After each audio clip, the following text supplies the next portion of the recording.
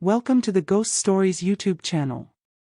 Here, we will bring you the scariest experiences through ghost stories, mysteries, and inexplicable mysteries of the mysterious world. Whether you are someone who enjoys learning about ghost stories or simply looking for a new entertainment experience, our channel will be the ideal destination. Join us in the horror space and get ready for the most tense and scary moments. Don't forget to press the subscribe button and notification bell so you don't miss any new videos. Thank you for joining the Ghost Stories YouTube channel, and now, get ready for some spooky moments with us.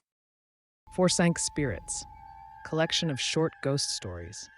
It was around 11 o'clock at night on the last day of December 1972, on the road from Nyon towards Hanoi.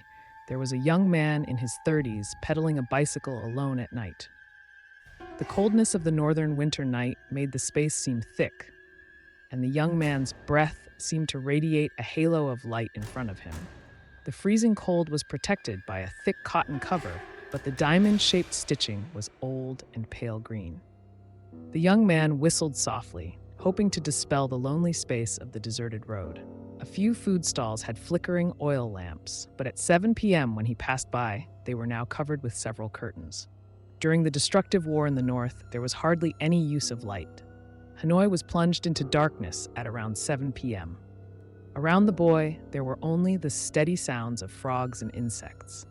Suddenly, at a fork in the road, there was a girl holding a scooter and softly calling out to the guy for a ride. She said she had just come from the village to this street 32, waiting for someone to give her a ride to Hanoi because she had an urgent matter. At this moment, having a companion was really great. The boy happily let the girl sit on the back of the bike and deliberately pedaled more leisurely. The two started the story. The girl told her family's name was Nung. The house was on Quantan Street. The whole family was evacuated all the way to Sante, while she went to a relative's house in this village. Today, there was an urgent matter and had to go home. City. The young man said that he was part of the Hanoi self-defense team and had to come here this afternoon for work and had not been able to return until now. The two happily chatted, making the journey seem shorter. After walking for a while, he had a feeling that the girl was slightly huddled and shivering in the back of the car. He suddenly remembered that the girl was only wearing a white shirt with high slits on both sides. The boy quickly stopped the bike and gallantly took off his cotton shirt to give the girl to wear and explained that he was too hot to ride his bike. The girl shyly put on the shirt and the two continued their journey. The young man excitedly told many stories about his life and only heard gentle yes sounds from behind. The story is getting underway. Suddenly a guy asks a question, but the girl hasn't answered it twice. The boy turned around and suddenly felt a cold feeling down his spine. The back of the car is empty. The girl is no longer there. He hurried and cycled quickly towards Hanoi. Khao Dien was here. There was flickering oil lamp light from a few houses in the distance. His mind was full of questions. Why did the girl jump off the bike? And why did she jump off the bike? Since when do girls jump down? In the context that the North is rebuilding after the war and is again in a difficult period of destructive war days, a warm coat is a significant asset. Even though he didn't know if he could find the girl again, the boy rode his bike to the address on Quantan Street the next morning. After the doorbell rang, a man with a troubled appearance appeared.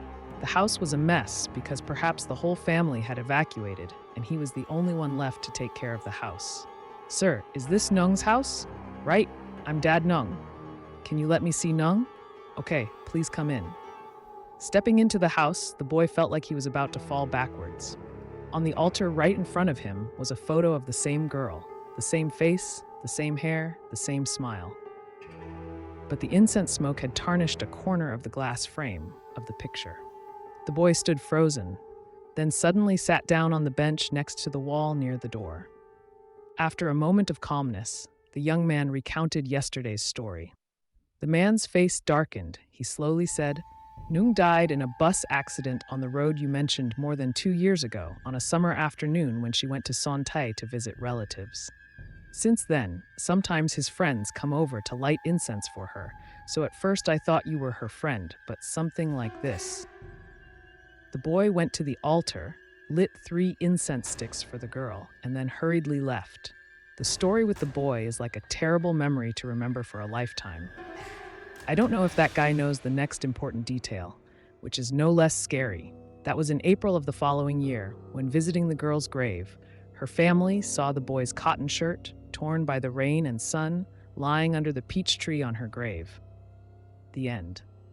Thank you for taking the time to watch Ghost Stories video. Hopefully the content has brought you interesting and meaningful moments. Don't forget to like, share and subscribe to the Ghost Stories YouTube channel to follow the channel's next videos. See you in the next video. Have a good day.